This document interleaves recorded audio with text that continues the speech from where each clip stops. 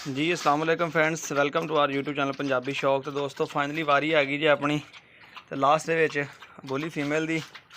तेन मैं कोशिश करदा ना लास्ट च पाना ना जोड़ा कोई बच्चा बुच्चा माल होवे ना तो इनू पा दी क्योंकि तुहानू पता बोली थोड़ी डाइट दूसरे नालों ज़्यादा होंदी है। तो वैसे भी फीमेल है डाइट अच्छी चाहिए है। पिछली वीडियो तुसीं वेखी होनी है जिन्हें मैंने आ वेखो लत्त जख्मी हुई है, तुम चेक कराना स्टैला ना लड़ी तो स्टैला ने दंद लाए हुए हैं। ठीक है, कंन ते भी इधर जख्मी हुई है। तो ये लड़ पई सी स्टैला दे नाल। स्टैला के मूँह ते दंद लगे हैं, तो लत्तां ते कंन दे उत्ते स्टैला ने अच्छे तरीके नाल सर्विस की है। शुक्र है कि मेरे को सो डंडा पहले मौजूद सीगा, पैप की वीडियो पिछली वेखिया होना। तो मैं इस करके तुहानू बचाने च थोड़ा जिहा कामयाब रहा। भला इत्थे घमसाए से अपने भी नज़दीक से उन्होंने भरपूर खिदमत अंजाम दी, जनाब मैंने संगली सुंगली लिया के दी। तो मैं जिहदे नाल जनाबे वाली इनू फिर बचा सकिया। ठीक है, नहीं तो मजीद काम होर खराब हो जाना सीगा, सट्टा सुट्टां ने मजीद होर लग जानियां सी।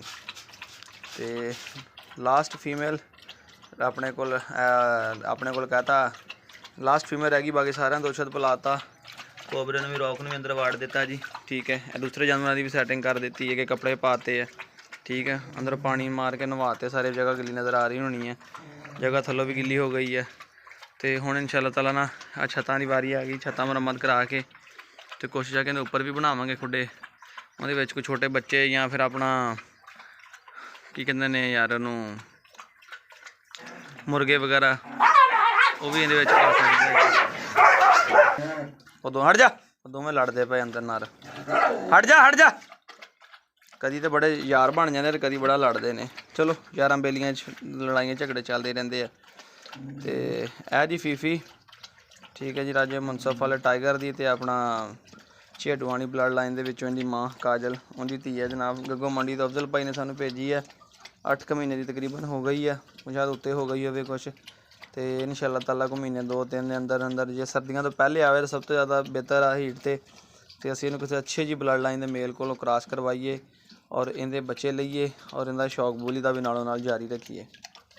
माशाअल्लाह क्वालिटी वाली फीमेल आ, तुहानूं वीडियो नज़र भी आ रही है स्क्रीन पर।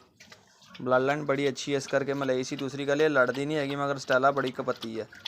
इस शर्त से लई सी मैं जो लड़ती हो तो फिर मैं नहीं लैनी हैगी, क्योंकि मुश्किल बड़ी होंगी उन्हें नहीं किसी नाल नहीं लड़ती।